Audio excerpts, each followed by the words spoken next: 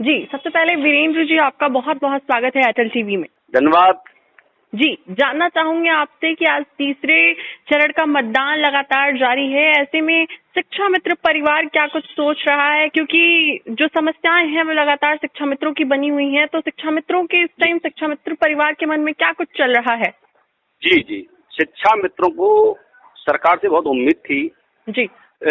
जो सरकार का संकल्प पत्र आया है उसमें संविदा कर्मी, शिक्षा मित्रों के साथ साथ जितने भी संविदा कर्मी हैं उसमें आंगनबाड़ी, आशा वर्कर, अनुदेशक, सबको उम्मीद थी कि सरकार कोई न कोई व्यवस्था करेगी अपने संकल्प पत्र में, लेकिन कोई भी व्यवस्था शिक्षा मित्रों को लेकर के उसमें नहीं की गई है, संविदा कर्मियों को लेकर नहीं की गई है। इससे सभी संविदा कर्मी हताश है, निराश है।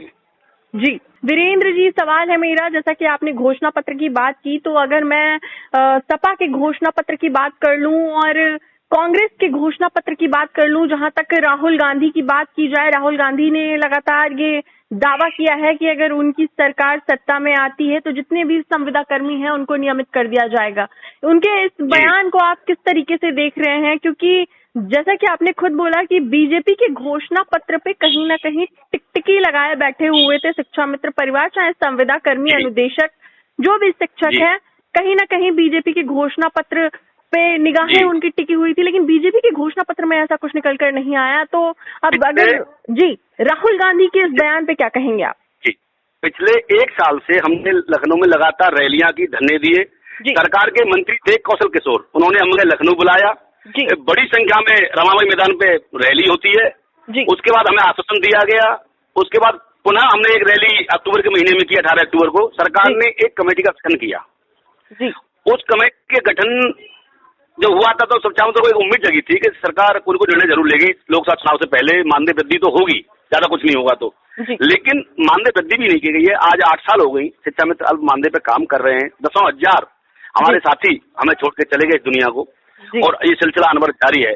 राहुल गांधी की बात, घोषणा पत्र का सवाल है कांग्रेस का, तो उनका मैं स्वागत करता हूँ, सम्मान करता हूँ कि उन्होंने जो निर्णय लिया है, अगर उनकी सरकार आती है करती है तो इससे कहीं ना कहीं लोगों को लाभ मिलेगा। जी, बात करूंगी मैं अखिलेश यादव की। लगातार उन पे परिवारवाद का आरोप लगता आया है, क्योंकि आज भी तीसरे चरण के चुनाव में देखा जाए जो 3 सीटें हैं, मैनपुरी की और बदायूं की और एक और सीट जिसकी बात की जा रही है, वो इन सीटों पे जो अखिलेश यादव है उन पे लगातार ये आरोप लगता आया है कि परिवारवाद है। लेकिन इस चुनावी माहौल के बीच अखिलेश यादव ने शिक्षा मित्रों के बारे में बात की। उन्होंने कहा कि बयान दिया कि जब सपा की गवर्नमेंट थी, सपा सत्ता में थी, तो शिक्षा मित्रों के लिए कई अच्छे काम किए गए, और अगर फिर से वो सत्ता में आते हैं तो फिर से वो शिक्षा मित्रों के लिए अच्छे कार्य करेंगे, अनुदेशकों के लिए अच्छे कार्य करेंगे।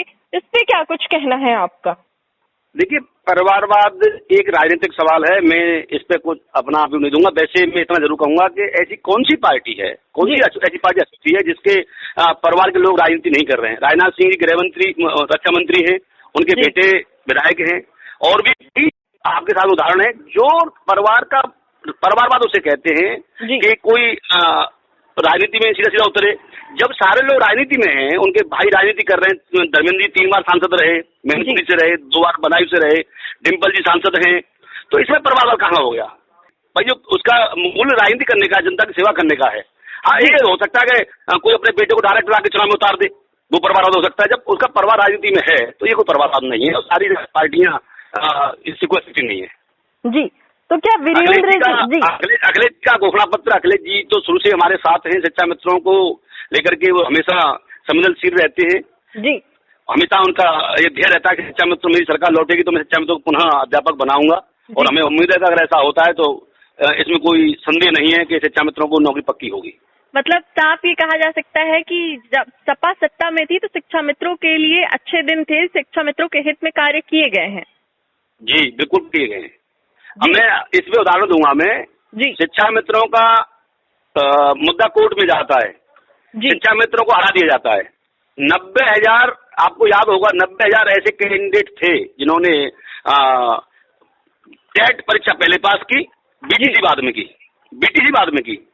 जी, बच्चे का नामकरण पहले होता है कि जन्म पहले होता है? आप बताइए।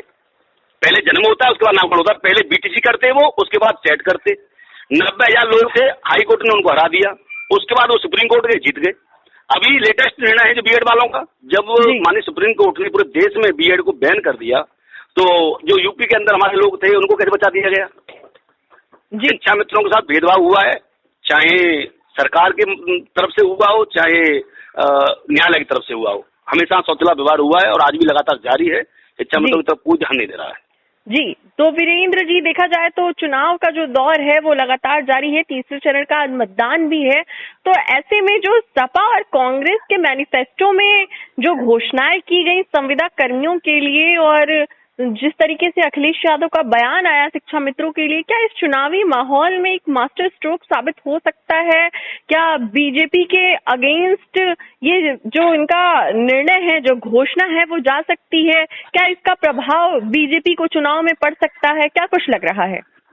देखिए, शिक्षा मित्र बड़ी आशा भरी निगाहों से देख रहा है सरकार की तरफ से, और जो भी उनके लिए अच्छा करेगा उसका लाभ तो उसको मिलेगा।